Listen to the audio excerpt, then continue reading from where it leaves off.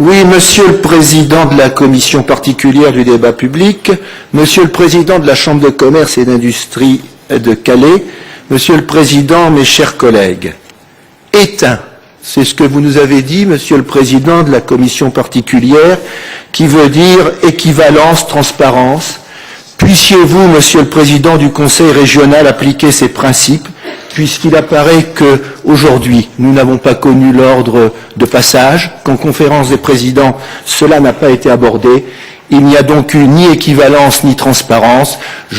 Nous souhaitons que cela ne soit plus le cas à l'avenir. Nous avons entendu avec beaucoup d'intérêt les interventions précédentes, entre autres, M. Tannière-Buchot qui nous a dit que le périmètre s'est élargi au cours du débat, ce qui implique que le projet n'avait pas une vision globale et qu'il tente à l'acquérir. Nous avons entendu avec beaucoup d'intérêt le président Puissesseau exposer qu'au cours des 10 dernières années, il y avait un financement à hauteur de 200 millions d'euros. Et donc, qui a pu donner pourra donner à l'avenir, et cela est de nature peut-être à nous rassurer sur l'engagement financier de la région. J'ai entendu Madame le maire de Calais nous parler de la concurrence internationale et qu'au cours du débat public, il y avait une volonté d'enrichir le projet. C'est également notre philosophie et le sens des propositions que nous ferons. Il faut savoir que notre philosophie, c'est de dire nous nous engageons aujourd'hui pour les générations futures. C'est le fil rouge qui guide les réflexions de notre groupe. Et lorsque nous abordons ce dossier, mais comme tout autre, nous nous posons à chaque fois les questions sur la base du programme qui a été présenté aux habitants. Ce projet permet-il de localiser ou relocaliser l'économie et les emplois, produire, travailler, consommer français? Ce projet permet-il d'améliorer la qualité de la vie en aménageant notre territoire, en d'autres termes, d'être bien chez nous? C'est en fonction de la réponse à ces questions que notre groupe se prononcera. Le débat public a mis en évidence que Calais 2015 en l'état pose plus de questions qu'il n'amène de réponses. Et nous émettrons ici 4 réserves. La réserve de la monoactivité. Alors, foin des statistiques qui se contredisent les unes les autres. J'entends cependant la citation de M. Goulon, PDG d'Eurotunnel, qui nous dit « Le vrai problème du port de Calais est que les prévisions du port de Douvres sont irréalistes. » Et cela a été exposé à plusieurs reprises. Nous sommes dans un projet aujourd'hui plus subi que voulu, Calais à la remorque de Douvres. Mais au-delà de ces considérations, projetons-nous vers l'avenir. Ce qui peut nous paraître inquiétant, c'est la tendance à la monoactivité, la tendance lourde à la renforcement de la spécialisation de Calais. Le port de Dunkerque, aujourd'hui, connaît les difficultés de la fermeture annoncée de la raffinerie Total, connaît les difficultés de la monoactivité, et il apparaît qu'il est important de toujours avoir en tête la nécessaire diversification, ce que la sagesse populaire dit très bien, ne pas mettre tous ses œufs dans le même panier ou avoir plusieurs cordes à son arc. La deuxième réserve est celle de la gouvernance. Nous sommes aujourd'hui, il faut le dire, dans un flou total sur la société portuaire. Un précédent intervenant a bien voulu remarquer que l'audit public avait été publié, ou plutôt rendu public, le lendemain de la clôture des débats.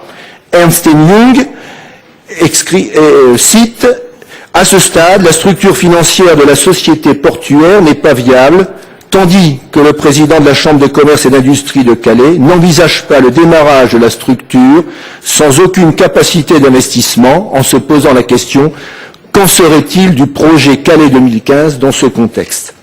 Fusionner Calais et Boulogne, c'est couler Calais. Toutes ces citations sont tirées de la presse. Deuxième flou sur la gouvernance, la présidence de la CCI.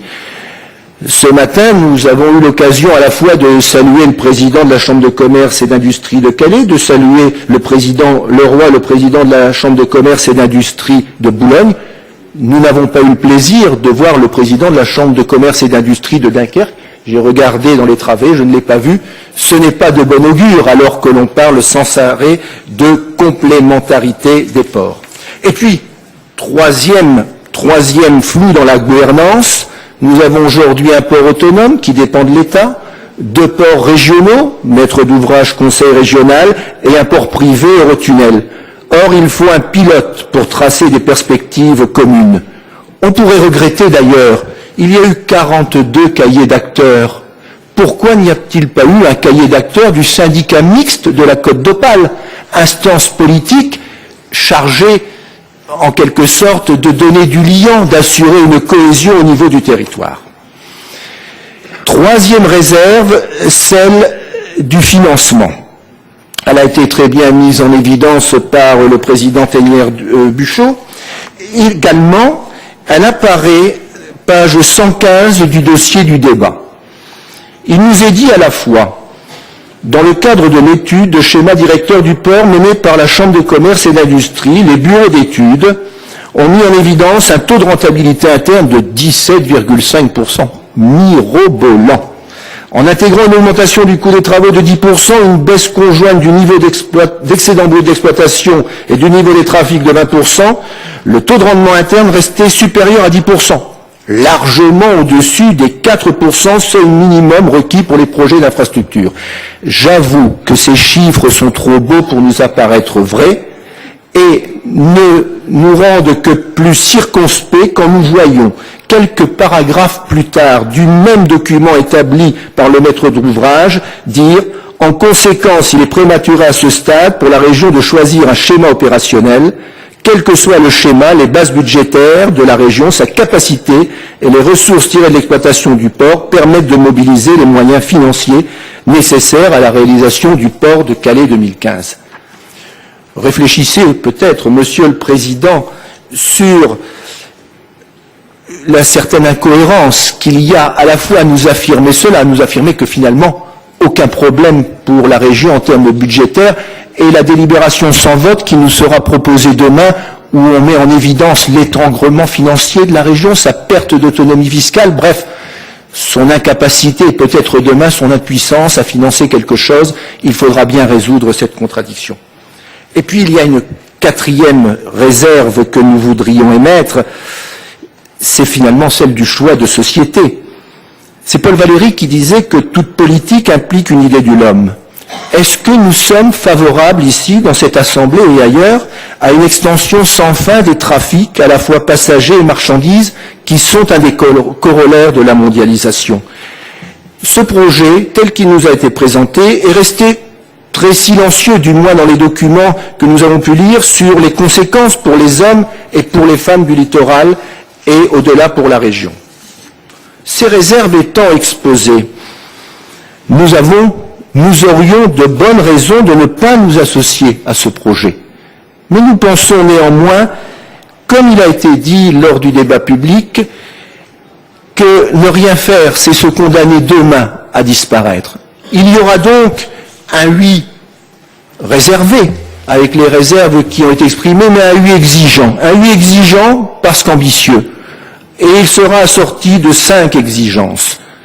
Je vous ai rappelé les principales questions que nous nous posons toujours. Eh bien, la première exigence, c'est que le chantier fasse appel prioritairement aux forces productives locales.